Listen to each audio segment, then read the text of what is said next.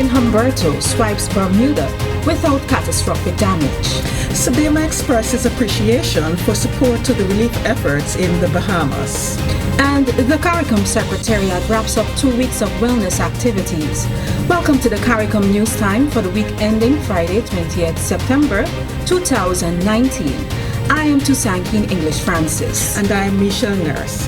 Thanks for joining us. Strong winds swept across Bermuda as Category 3 Hurricane Humberto swiped the island Wednesday night.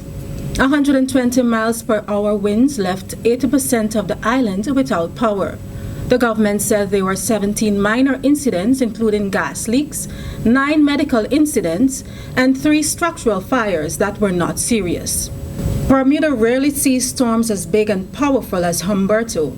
Only 22 hurricanes have passed within 100 miles of the island paradise over the past century. Hurricane Gonzalo in 2014 was the last to make landfall there. By the end of the week, attention turned to Tropical Storm Jerry, which was expected to pass near the Leeward Islands. The Caribbean Disaster Emergency Management Agency, CDEMA, has expressed profound gratitude to the donors who have contributed to the humanitarian relief effort in the Bahamas. CDEMA said operations of international and regional partners have been streamlined with existing emergency support groups of the Bahamas National Emergency Operations Center. CDEMA has assisted the center in the re-establishment of an emergency operations center in Abaco and with the drafting of a conceptual framework for recovery planning for the Bahamas. The framework was presented to the Prime Minister of the Bahamas and his cabinet. CDEMA is also assisting the Bahamas with a detailed assessment of damaged sectors, including agriculture, health, education, tourism, housing, as well as with debris and waste management. Other CARICOM institutions, including CARDI and the CARICOM Impacts, are involved in the aid response. You can read CDEMA's updated reports on the situation in the Bahamas at cdema.org. The report has details of all the regional and international agencies involved in the disaster emergency response and management in the Bahamas. Guyana welcomed the first set of hurricane victims from the Bahamas Sunday last. Several ministers of government were present at the Chedijagan International Airport to welcome home a family of 5 who were displaced after Hurricane Dorian ripped through parts of the Bahamas. The chair of the Guyana Elections Commission, retired Justice Claudette Singh, has advised President David Granger that the commission will be ready to conduct credible general and regional elections by the end of February next year. Justice Singh advised President Granger of the commission's time frame on Thursday, the 19th of September. President Granger said that his cabinet will discuss the time frame for the elections. I have received a letter from the Election Commission chairman, and I should be meeting my cabinet in a few minutes' time to discuss that letter. I am confident that the commission and the chairman, in her deliberate judgment, will give me advice which will ensure credible elections based on a credible list. That's what I'm working towards. United Nations Secretary General Antonio Guterres wants a whole-of-society approach to compel governments to urgently address climate change. The UN Secretary General headed into the UN Climate Action Summit on the 23rd of September with the view that without financial support, the impact of climate change on the developing world can be absolutely devastating. The UNSG visited the Bahamas earlier in September and witnessed the devastation in the affected islands. He made an impassioned plea for the international community to urgently address climate change. CARICOM Secretary General Ambassador Erwin LaRocque anticipates that diplomatic political cooperation between the community and India will deepen when the two sides meet in New York for the first CARICOM-India summit.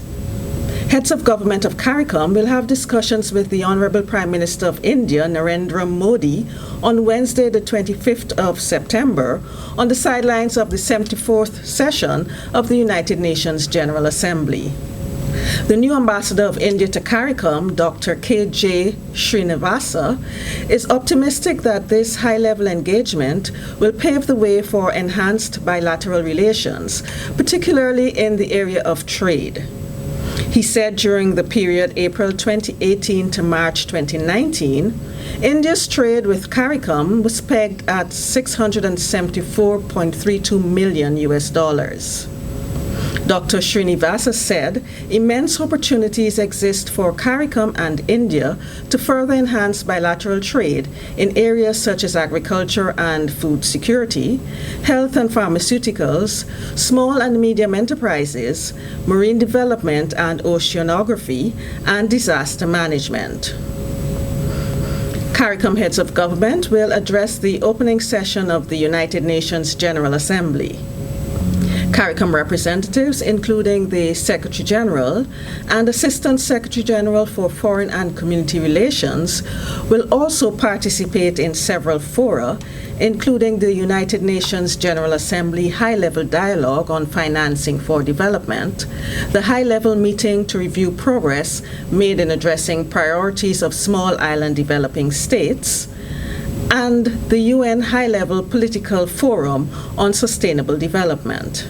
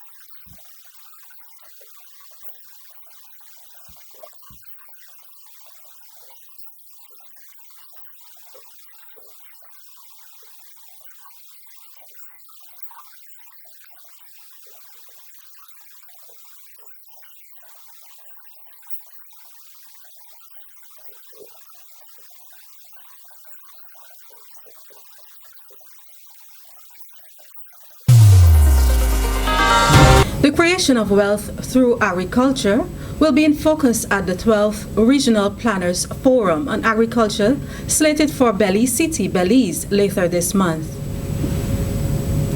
Under the theme Capitalizing on the New Frontier in Global Agriculture, the week of activities will begin on the 30th of September and end on the 4th of October.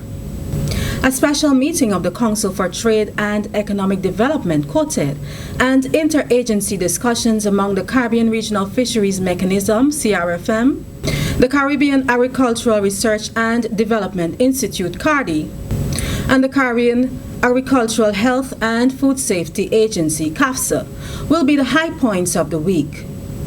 It is anticipated that robust discussions will be held on ICT and agriculture, cannabis and agriculture, the regional sugar industry, and climate change and agriculture. Emphasis will also be placed on women and youth in agriculture as well as the blue economy. The CARICOM Secretariat is organizing the event with the support from the government of Belize and other partners, including the United Nations Food and Agriculture Organization, the Caribbean Development Bank, the Inter-American Institute for Cooperation on Agriculture, the Inter-American Development Bank, and the Technical Center for Agricultural and Rural Cooperation. CARICOM has acknowledged the significant progress St. Kitts and Nevis has made as the member state marked its 36th anniversary of independence on Friday. In a congratulatory message to the Prime Minister, Dr. Timothy Harris of St. Kitts and Nevis, CARICOM Secretary General Ambassador Erwin LaRocque said the country is justified in celebrating its achievement with pride. Secretary General LaRocque acknowledged the unwavering commitment and leadership of Prime Minister Harris during the first 6 months of this year at a challenging time for the community. He said the community looks forward to St. Kitts and Nevis's continued leadership in advancing issues related to human resource development, health, and HIV in its portfolio in the quasi-cabinet of CARICOM. The CARICOM Secretariat joined the rest of the region in 2 weeks of wellness activities, culminating with a Sports and Family Day on Saturday, the 21st of September. The activities highlighted friendly and sometimes very serious competition among 4 houses named after the founding fathers of CARICOM: Barrow, Manley, Burnham, and Williams. There was a whole-of-body approach in the activities planned for the competitions. Games such as Scrabble and Dominoes were organized to determine cognitive wellness, while football, cricket, table tennis, as well as road tennis were played to test physical wellness. Guyana's Ministry of Health facilitated health screenings for blood sugar, blood pressure, cervical and breast cancers. A doctor was on hand for medical consultations and prescriptions, for which there was a pharmacist to dispense medication. Staff benefited from several discussions facilitated by medical experts on mental health, diet and exercise, chronic disease control, including the role of screening and treatment compliance. Services were available to conduct dental and vision screening, as well as breast examinations. Several members of staff donated blood to the National Blood Bank. For more stories, you can visit the CARICOM news site at today.caricom.org or the CARICOM website at caricom.org. Like our Facebook page, follow us on Twitter, and be sure to subscribe to our YouTube channel. See you next time.